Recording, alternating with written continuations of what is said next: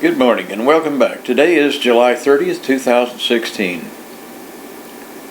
I was quite disturbed, like I know that a lot of you were, over the events of the last couple of months when it turned out that the Democratic National Committee was engaging in, shall we say, corrupt politics in their efforts to harpoon Senator Bernie Sanders out of his right to run for the presidency of the United States.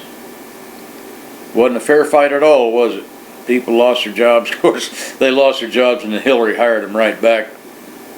I'm telling you, that gal cannot stop surrounding herself with shady characters and involving herself in some kind of corruption or another.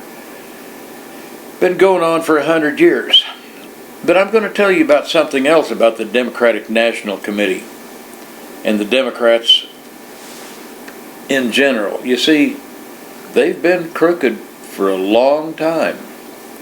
Now, I'm going to take you back to 2006. During that time, the USSR, Union of Soviet Social Republics, I'll get it out here in a minute, had decided to release a whole bunch of the KGB documents during their breakup of the Soviet Union. And a gentleman named, I got to get his name right now, so I'm going to read it to you. It's Paul Kenger, K-E-N-G-E-R, I believe.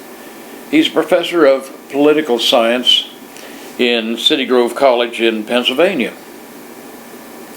Well, he came across a document that was, believe this or not, and it's hard to believe. If I didn't have the proof, I wouldn't be putting it up here.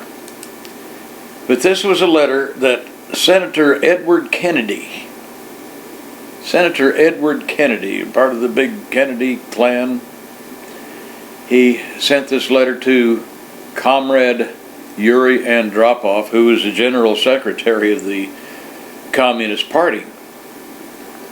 Well, anyway, what this was all about, the whole letter revolved around President Ronald Reagan's attempt to put missile bases around the friendly parts of Europe, and just in the event that the Cold War might turn into a real war, and he wanted to be on top of things, shall we say.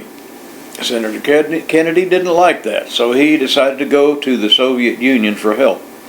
And he offered to set up meetings and set up, believe it or not, news programs like Meet the Press and things like that in the Soviet Union, where he would actually meet and talk with Comrade Yuri Andropov. Well, as it was, these letters were uncovered, but unfortunately not until 2006.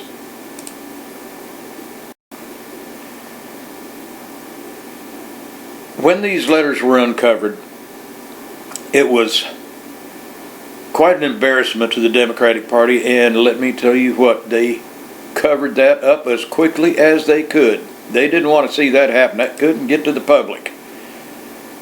Because if it had gotten to the public, there would have been a whole bunch of grief. But it was the Kennedys, and you know how that is. They get things covered up pretty easy.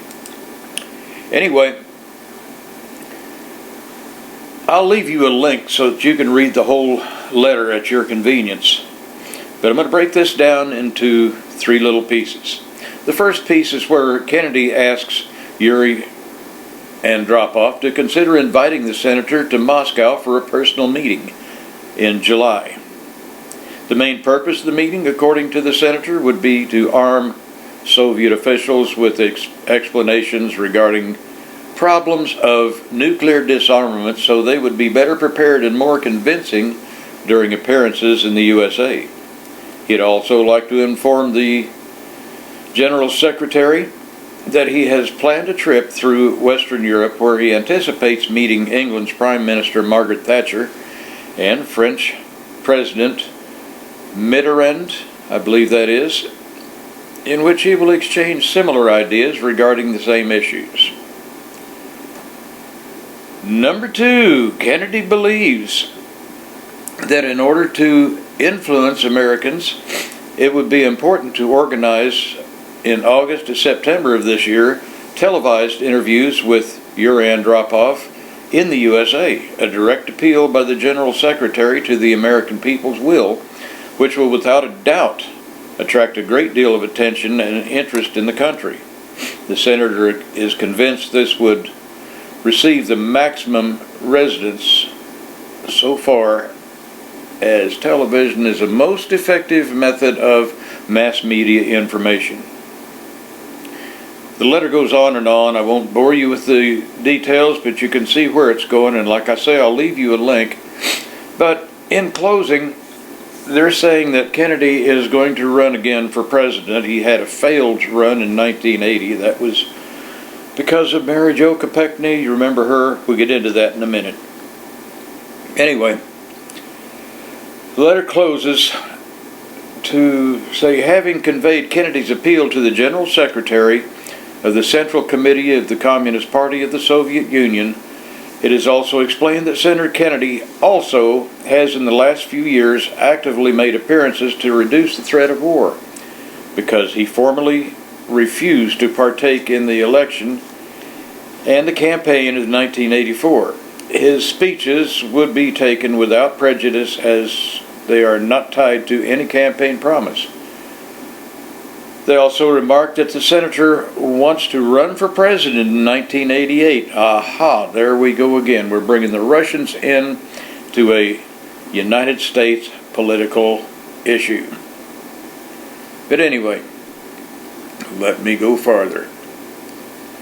Taken together, Kennedy does not discount that during the 1984 campaign, the Democratic Party may officially turn to him to lead the fight against the Republicans and elect their candidate president. This would explain why he is convinced that none of the candidates today have a real chance of defeating Reagan. There again, we have the Democrats going to the Russians for help with a United States election. Ladies and gentlemen, this is wrong. This is so totally wrong. And why people are letting them get away with it, I'll never know. This is why we need, you and I, to start imposing term limits on these senators. We need to, with our voices and our votes, move these long-term senators completely out of office. They're doing no good up there except lining their own pockets, passing a bill when they can, if they feel like it, and carrying on in their corrupt ways. In the next week, we'll be voting our primaries. In the next couple of months, we'll be voting for the general elections. During these voting periods, let's take out the incumbents. Let's take out all the incumbents. Let's take the corruption out of our government, out of our city government, out of our state government, and out of the federal government, and put honest people back into office. Anyway, that's my rant for today. I hope you enjoyed. Please pass this on to your friends, because I'm sure they will want to know just how corrupt the Democratic Party has been and for how long. And please, if you know any more, if you can have any more information on corrupt policies, Democrat, Republican, it makes no difference to me, leave me a note, pass it on, and I may put it up in a future rant. Have a great day. Come back and see me.